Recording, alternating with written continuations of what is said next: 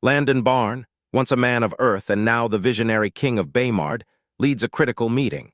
He has transmigrated into this world, determined to uplift his people through science and innovation, and today they discuss the assembly of the very first hot air balloons.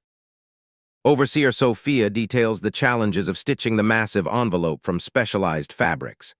Despite her efforts, only a small fraction passed the rigorous quality control, yet Landon remains pleased with the progress. The alchemy industry led by Wiggins has successfully produced gas tanks and essential materials, providing the fuel required to lift the gargantuan balloons into the sky. Tim's team has finalized the safety systems and the baskets, having put them through brutal impact testing to ensure the safety of the citizens who will soon be the first to taste flight. The anticipation in Baymard reaches a fever pitch as the overseers and workers converge at the back of the building to assemble the behemoth vessel. History is in the making. The massive red balloon, over 26 meters long, begins to take shape against the sky, dwarfing the surrounding office buildings. A race erupts as Landon calls for volunteers. Workers run like Olympic sprinters, scrambling over stairs and across the lawn, desperate for the chance to be among the legendary first to fly. Kathy, having come to the industry on her break, finds herself chosen by chance. She is exhilarated, unaware that she is stepping into a moment that will define the future of the entire world. Landon addresses the 7 selected individuals. Today, on August 6, 1026, he declares that humanity will finally claim the sky. Parachutes and safety measures are explained with utmost gravity. The burners roar and the basket trembles before leaving the ground. The spectators watch in utter disbelief as the massive object rises into the air, defying gravity itself.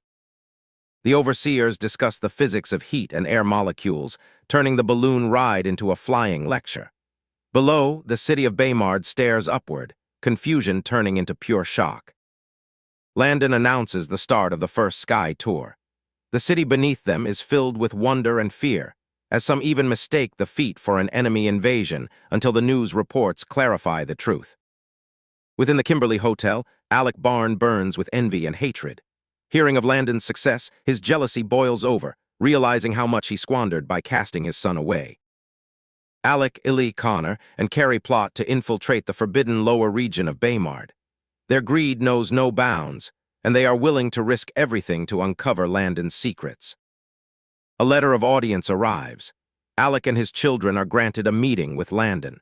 They see it as the perfect opportunity to sow chaos and reclaim the glory they feel is rightfully theirs. Night descends on the lower region. Security is absolute.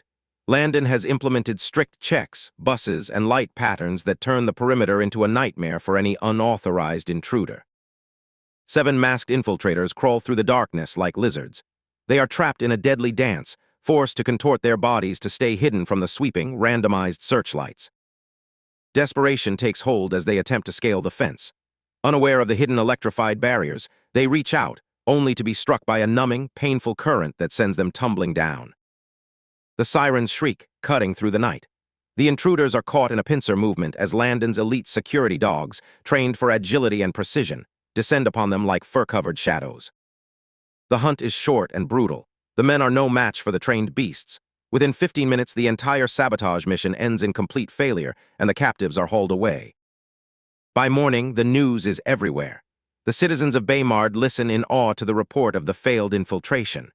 Confidence in their security force surges as the failed spies are thrown into holding cells. Landon and his family prepare for the visit to the hospital, but Mother Kim remains lost in thought. The meeting with Alec weighs heavy on her heart, though she is determined to stand tall.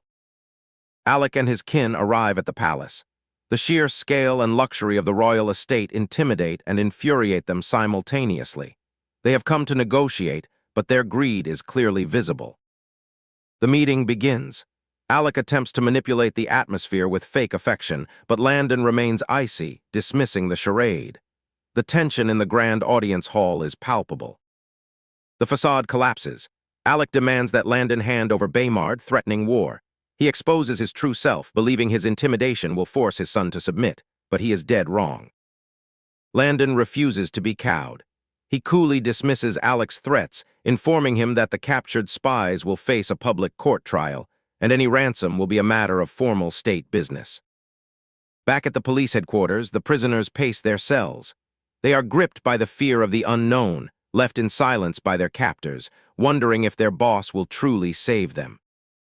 The lawyer, Mr. McLaren, begins the psychological dismantling of the prisoners.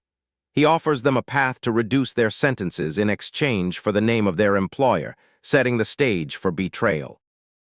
Detective Morris and his team meticulously collect evidence from the hotel room where the spies had stayed.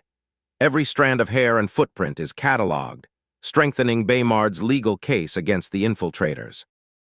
The day of the trial arrives. The courtroom is packed with onlookers eager to see justice served. As Judge Bowman strikes his gavel, the legal battle for the spies' fate begins, marking a new chapter in the history of Baymard.